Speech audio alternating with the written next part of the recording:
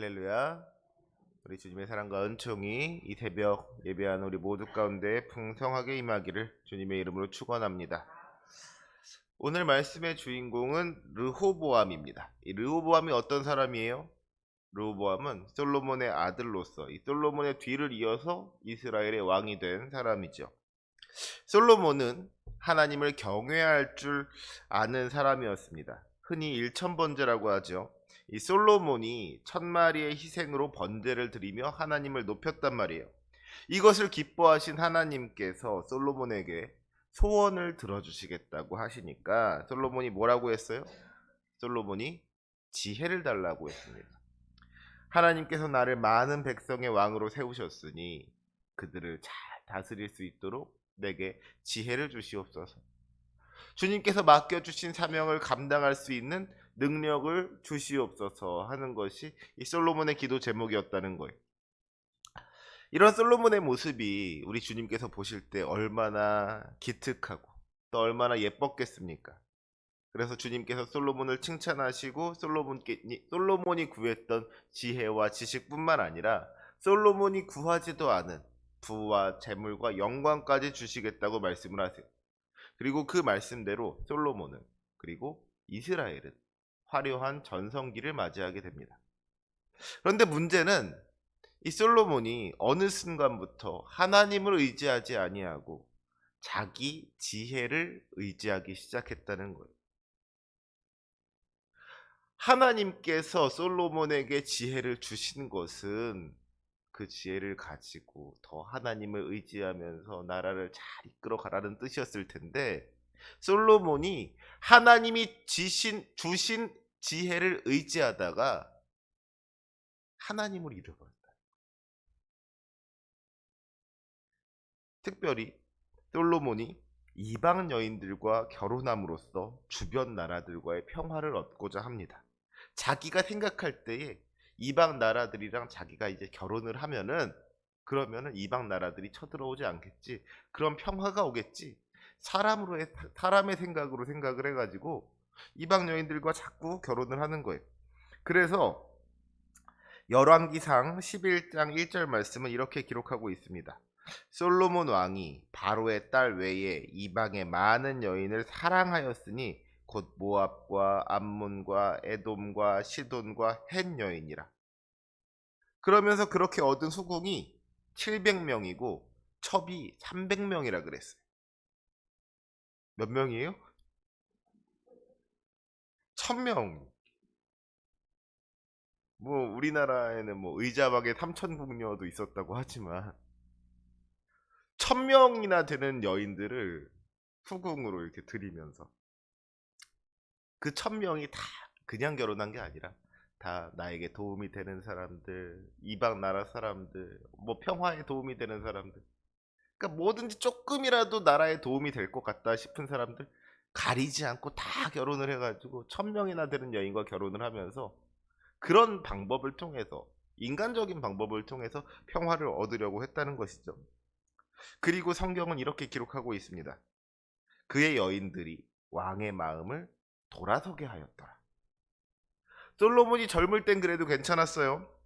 그런데 우리도요, 예, 집집마다 보면은 젊을 때는 남편들의 목소리가 좀 큰데 나이가 들면 들수록 집에서 여자들의 목소리가 더 커지는 그런 경향들이 있으시더라고요. 우리 성도님들의 가정을 봐도 저도 이제 좀 걱정이 되는데 그렇죠? 네. 열왕기상 11장 4절 말씀해 보니까 솔로몬의 나이가 많을 때에 그의 여인들이 그의 마음을 돌려 다른 신들을 따르게 했다 그랬어요. 젊을 때는 아내가 아무리 많아도 솔로몬이 하나님을 의지하고 하나님을 예배할 수 있었어요. 근데 나이가 점점 드니까 남자가 이제 힘이 빠지는 거예요.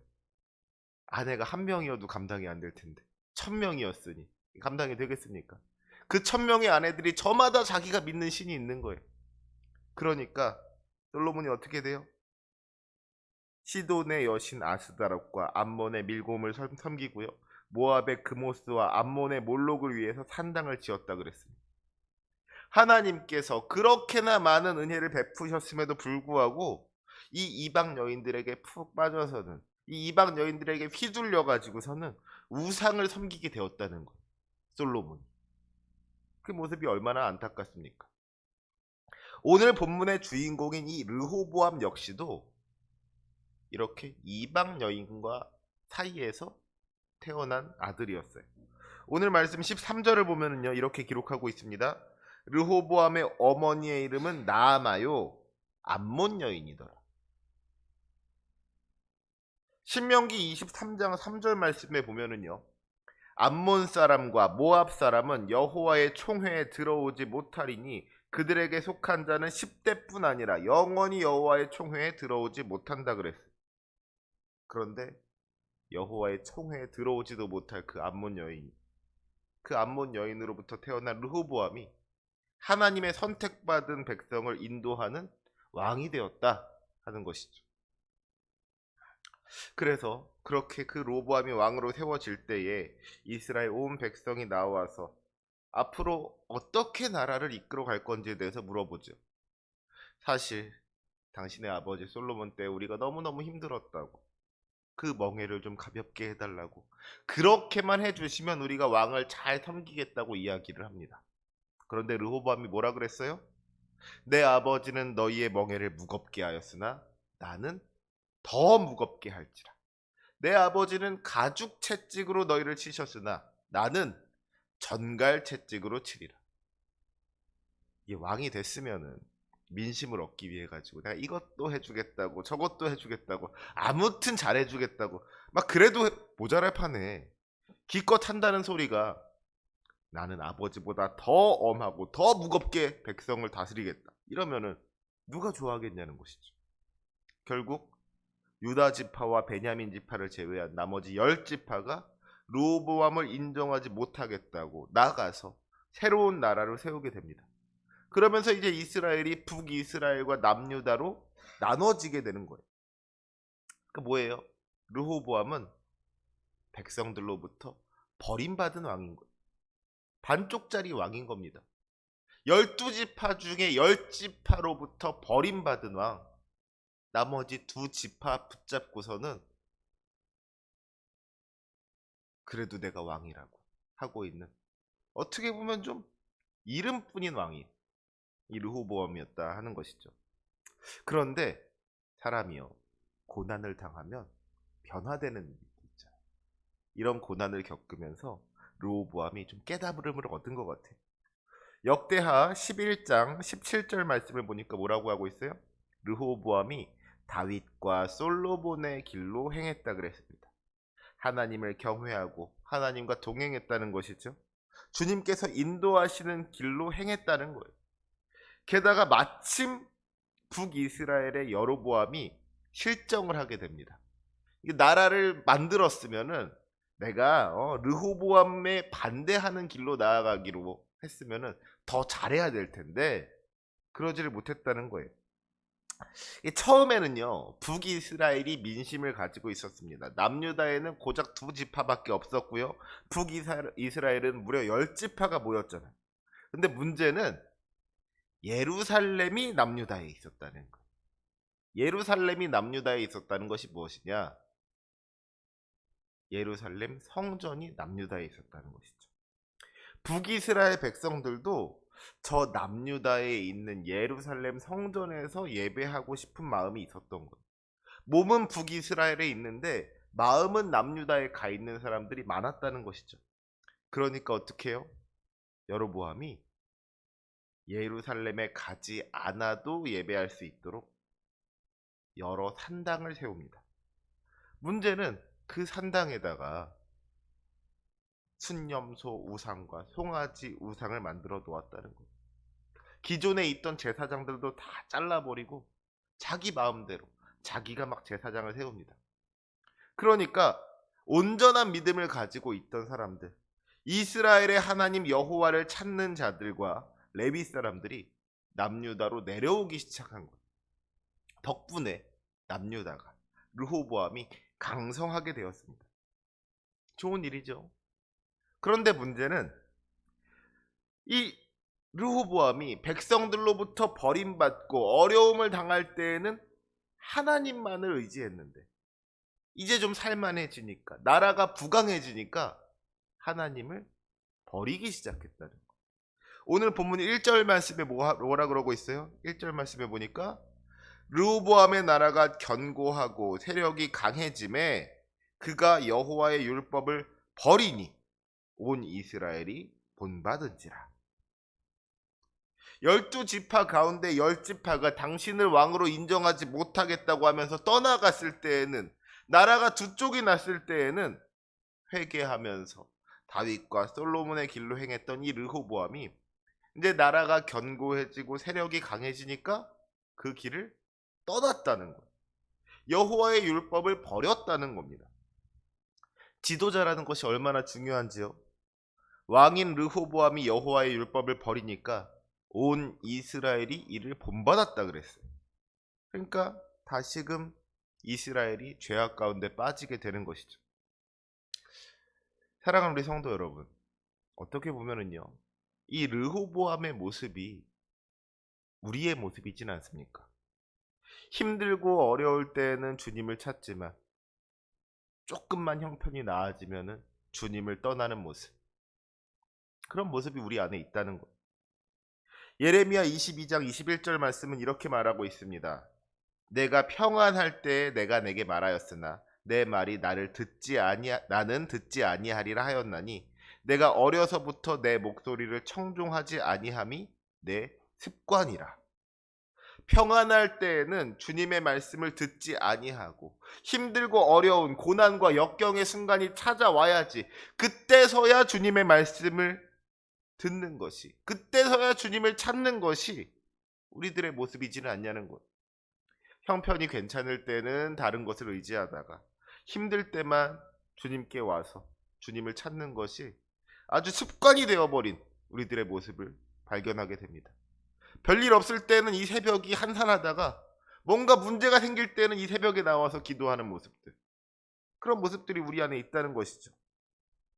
그런데 여러분, 분명하게 기억하시길 원합니다. 우리 주님께서는요, 우리에게 복 주시기를 원하시는 분이세요. 우리 주님의 자녀들이 기쁘고 즐겁고 행복하게 살아가기를 원하시는 분이십니다. 그런데 우리 주님께서 더 간절하게 원하시는 것이 있어요. 그것은 우리가 주님과 함께 하는 것인 줄로 믿습니다. 우리 주님은 우리와 동행하기를 원하시는 분이시라는 거예요. 질투하시는 하나님께서는 우리가 세상의 다른 우상에 눈 돌리지 아니하고 오직 주님만을 바라보면서 주님만을 의지하기를 원하신다는 것이죠. 그러니까 우리가 평안함 가운데에서 주님을 떠나는 것과 고난 가운데에서 주님을 찾는 것 중에 우리 주님께서 더 원하시는 것이 무엇이겠어요? 우리가 고난을 당해야지만 주님을 찾는다면 우리 주님께서는 기꺼이 우리들에게 고난을 주신다는 것이죠. 르호보암이 그렇게 여호와의 율법을 버린 결과가 뭐였어요?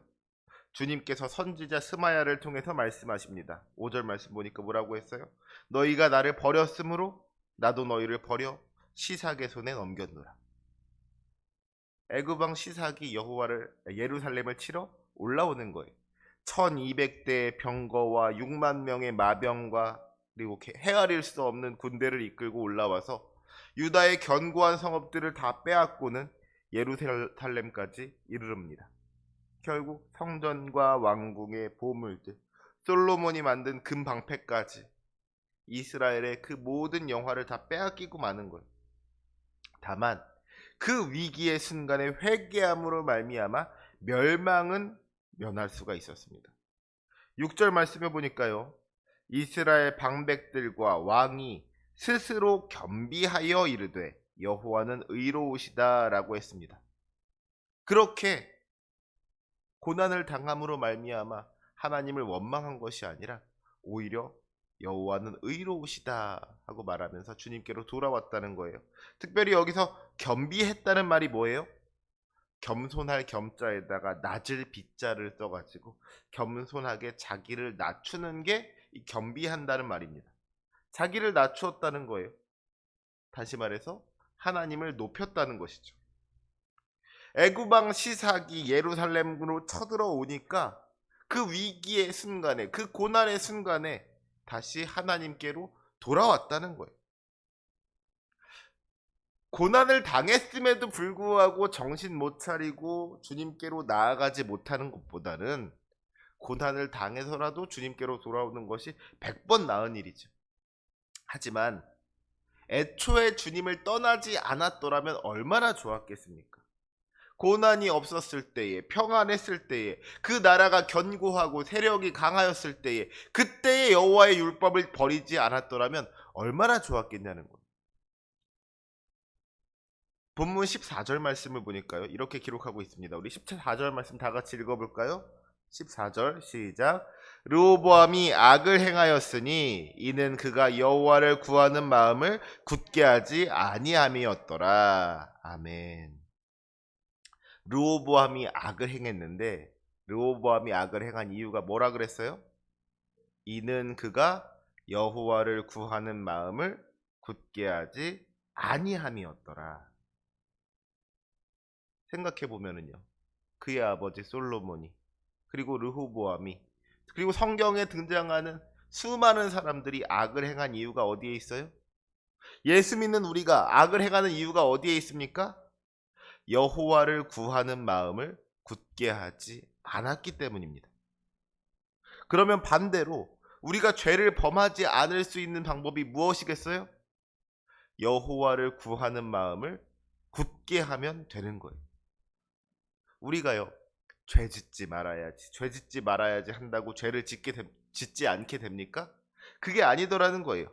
그저 여호와를 구하는 마음을 굳게 하면, 하나님의 마음을 내 안에 품으면, 예수 그리스도의 십자가를 내 마음에 품으면, 그러면 자연스럽게 죄악의 유혹을 이길 수가 있게 되는 것이죠. 죄악을 바라보면서 내가 죄 짓지 말아야지 한다고 그 죄를 짓지 않을 수 있게 되는 것이 아니라, 하나님을 바라볼 때에, 여호와를 구할 때에, 우리 주 예수 그리스도의 십자가를 붙잡을 때에, 그때 우리가 죄로부터 멀어질 수 있게 된다는 겁니다. 그런데요, 문제는 우리가 여호와를 구하는 마음을 굳게 하지 않는다는 거예요. 우리가 주님을 구하지를 않는다는 겁니다. 힘들고 어려울 때만, 외롭고 지칠 때만, 그렇게 필요할 때만 주님을 구하지, 평소에는, 평안할 때에는, 우리의 힘이 강할 때에는 여호와를 구하지 않는다는 것이죠. 그렇게 필요할 때 잠깐 주님을 구했다가도 그 문제가 해결되고 나면, 그 소망이 이루어지고 나면, 기도가 응답되고 나면 주님을 구하지를 않는 거다는. 그러니까 죄의 문제가 해결되지를 않는 겁니다. 예수님을 믿는다고 하면서도 여전히 우리 삶에 변화가 나타나지를 않게 된다는 거예요. 사랑하는 우리 성도 여러분, 여호와를 구하는 마음을 굳게 하시기 바랍니다. 우리의 삶에 아무런 문제가 없을 때에도, 평안함을 누리고 있을 때에도, 우리의 힘이 강할 때에도, 그때 더욱 주님을 구할 수 있는 저와 여러분이 되시기를 주님의 이름으로 부탁드립니다. 삶에 문제가 생겼을 때 그 문제를 가지고 주님께로 나오는 것도 분명히 귀한 일이에요. 문제가 생겼을 때라도 주님께로 나와야죠.